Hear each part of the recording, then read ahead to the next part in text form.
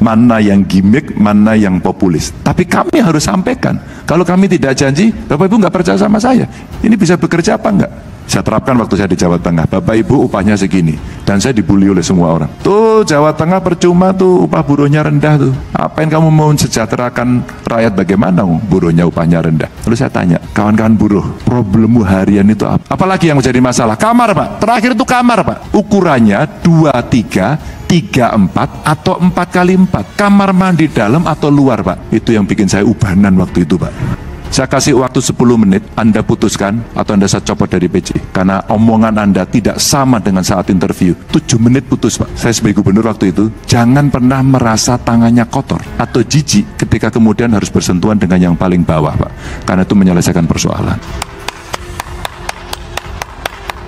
Indonesia tanah air beta pusaka abadi nan jaya. Saya adalah mengenai pengupahan. Pengupahan setiap tahun itu kebijakan pengupahan itu selalu tidak ada kepastian. Upah ini selalu didasari oleh unjuk rasa yang terjadi. Dan ini selalu menakutkan kita, terutama untuk industri padat karya. Selalu tidak sesuai dengan nafas Undang-Undang Cipta Kerja dan tidak sesuai dengan harapan atau kebijakan nasional seperti tahun ini dengan adanya PP 51. Inilah yang sekarang terjadi. Pertanyaan ini mungkin mengenai pengupahan mungkin bisa disampaikan. Terima kasih. Pak Edi, terima kasih. 10 tahun saya mengerjakan ini Pak. Saya pernah menjadi satu-satunya kepala daerah yang saat itu menolak PP Pak. Karena apa? Perpindahan antara menggunakan rumus KHL Pak digantikan hanya sekedar inflasi dan pertumbuhan ekonomi. Maaf saya katakan sekedar. Pak, ketika kemudian kondisi ini berlarut-larut, ada yang menarik buat saya. Undang-undang tenaga kerja dibikin, PP tentang pengupahan dibuat. Padahal ini sebuah regulasi yang mestinya secara partisipasi sebelumnya sudah ada hearing untuk itu. Tapi saya tanya, 3 pihak itu tidak ada yang happy Pak. Saya tanya buruhnya, friend, kamu oke nggak dengan upah sekarang? Ah enggak, kita demo. Ya udah besok demo. Tapi jangan dirusak ya pagar saya bilang gitu.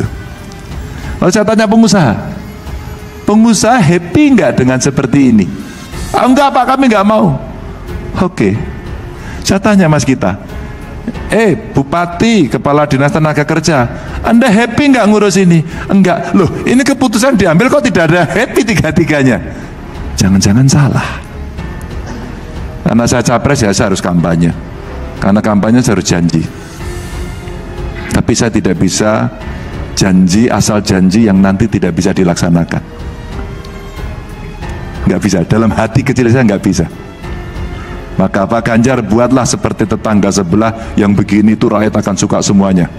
Oh enggak, itu enggak bisa dilaksanakan. Maaf. Mana yang gimmick, mana yang populis. Tapi kami harus sampaikan. Kalau kami tidak janji, Bapak Ibu nggak percaya sama saya, ini bisa bekerja apa enggak? Maka selalu saya sampaikan dengan contoh. Nah, kesempatan saya memberikan contoh. Saya ngobrol kemarin ketemu dengan para buruh. Friend, apa problemmu? Problem saya upahnya terlalu murah. Oke, kalau gitu kita tinggikan. Berapa maumu? Ya pokoknya tinggi, nggak ada pokoknya, hitung dulu. Ada nggak organisasi buruh yang bisa menghitung? Ternyata mereka juga butuh masukan. Oke Pak, kalau begitu kita bicara. Karena apa? Karena ketika Anda menentukan sebuah angka, maka Anda harus berhubungan dengan pengusaha. Apakah pengusaha ini dalam kondisi yang memungkinkan untuk bisa mengokekan permintaan Anda? Ini satu. Dua, apakah problem ini hanya problem pada rezim pengupahan? Sehingga kita akan berdebat soal rate. Adakah yang lain? Belum nemu Pak. Maka kalau sistem ini akan dipakai begini terus tanpa kita membuat konsensus baru bagaimana menyepakati formula upah, selamanya saya yang jamin Pak, gini terus. Oke, bagaimana solusinya? Saya terapkan waktu saya di Jawa Tengah. Bapak Ibu upahnya segini, dan saya dibully oleh semua orang. Tuh Jawa Tengah percuma tuh, upah buruhnya rendah tuh. Apa yang kamu mau sejahterakan rakyat, bagaimana buruhnya upahnya rendah? Lalu saya tanya, kawan-kawan buruh, problemmu harian itu apa? Saya temukan 4. Problem saya takut kalau saya sakit. Maka BPJS penting. Yang ngurus siapa? Negara, perusahaan. 2, saya takut anak saya nggak bisa sekolah. Oke, sekolahnya gratis kalau negeri. Kalau tidak apa, bagaimana? Kamu masuk kategori miskin kah? Kalau jawabanmu iya, kamu tak kasih subsidi, karena saya punya subsidi. 2 persoalanmu saya selesaikan. Sebutkan yang ketiga. Pak, saya boros di angkot. Oh, karena itulah yang paling kami repotkan sekarang. Baik, saya buatkan subsidi, saya minta bantuan pusat, maka saya bikin namanya Transjateng yang masuk ke kawasan-kawasan industri dan kawasan-kawasan ekonomi. Kamu hanya bayar 2.000 perak, mahal atau tidak? Wah, kalau segitu murah Pak. Oke Pak, saya buatkan. Subsidinya hanya 10 miliar. Terus kemudian ditambah, koridornya ditambah, Pak lewat sini, Pak lewat sini, lewat sini. Negara tanggung jawab. Dan terakhir apa? Akomodasi. Maka kalau kemudian format ini dipakai, upah boleh sejumlah ini, tapi beberapa persoalan dihandle oleh pemerintah. Maka apa? Jatuhnya akan sama. Maka dia butuh, kalau ditanya di survei, dia bisa menambah performance surveinya. Apa itu Pak? Indeks kebahagiaan Pak. Indeks kebahagiaan. Maka Pak, saya lagi meminta tim saya, kalau Bapak berkenan kami akan senang, ya Mbak, yuk kita bicara soal pengupahan ini yuk. Dulu Pak, waktu masih pakai KHL itu surveinya kan 10 bulan. 2 bulannya pakai pertumbuhan ekonomi dan inflasi. Ya, saya bisa ngomong sampai sedetail ini Pak, saya tungguin sendiri Pak. Tahu Pak yang di Jawa Tengah Pak, omong saya gini Mas Gita, udah nggak usah demo. Ganjar mengatakan, karena saya capres, ya saya harus kampanye. Karena kampanye, saya harus janji. Tapi saya tidak bisa janji asal janji yang nanti tidak bisa dilaksanakan. Gak bisa. Dalam hati kecil saya, gak bisa. Maka Pak Ganjar buatlah seperti tetangga sebelah. Yang begini itu rakyat akan suka semuanya. Oh enggak, itu enggak. Gak bisa dilaksanakan. Maaf, mana yang gimmick, mana yang popules. Tapi kami harus sampaikan kalau kami tidak janji Bapak Ibu, nggak percaya sama saya ini bisa bekerja apa enggak. Maka selalu saya sampaikan dengan contoh, ujar Ganjar.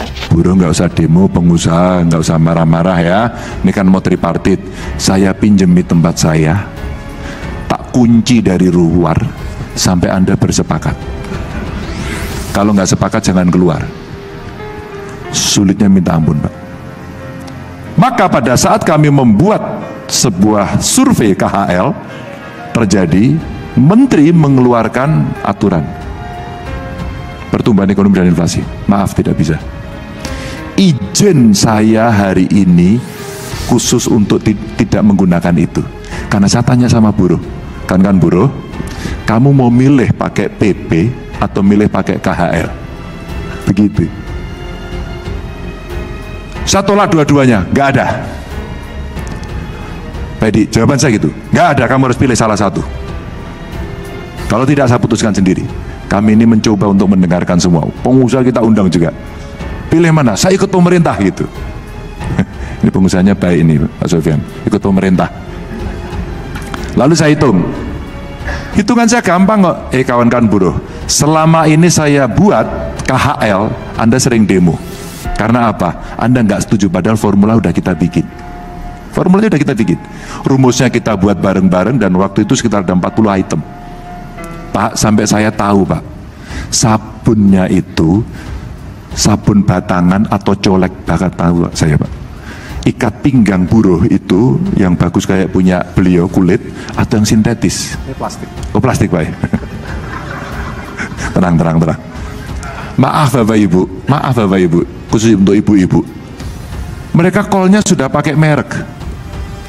Pak Ganjar, saya mau brandnya Triumph. Saya nggak tahu mahal apa enggak ya.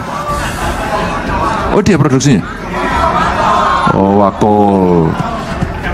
Terus saya bilang, jangan menyebut merek. Nggak bisa Pak. Sehingga buruh pada saat survei menginginkan tinggi, pengusaha menginginkan rendah. Dan kemudian ketemu di tengah. Pak, pada saat itu saya minta, oke, deal ya formulnya. Deal. Apalagi yang menjadi masalah? Kamar Pak. Terakhir itu kamar Pak. Ukurannya 23, 34 atau 4x4. Kamar mandi dalam atau luar Pak. Itu yang bikin saya ubanan waktu itu Pak. Jadi kalau saya suruh cerita ini, saya cerita detail lagi Pak. Bapak masih punya waktu 3 jam Pak. Saya jelaskan. Nah, endingnya kemudian apa yang bisa kita bikin sepakat? Pak, saya punya kepala dinas tenaga kerja berganti 3 kali Pak. Hebat semuanya. Perempuan. Hebat perempuan ini. Apa hebatnya?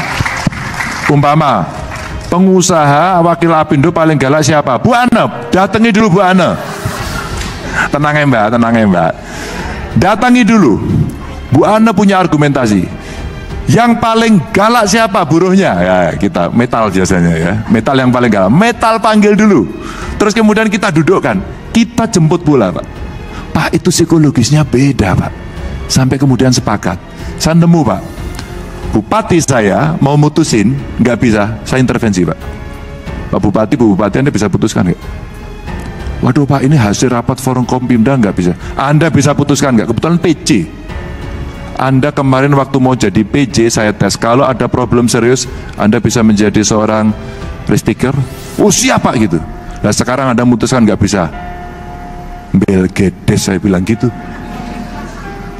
Indonesia sejak dulu kala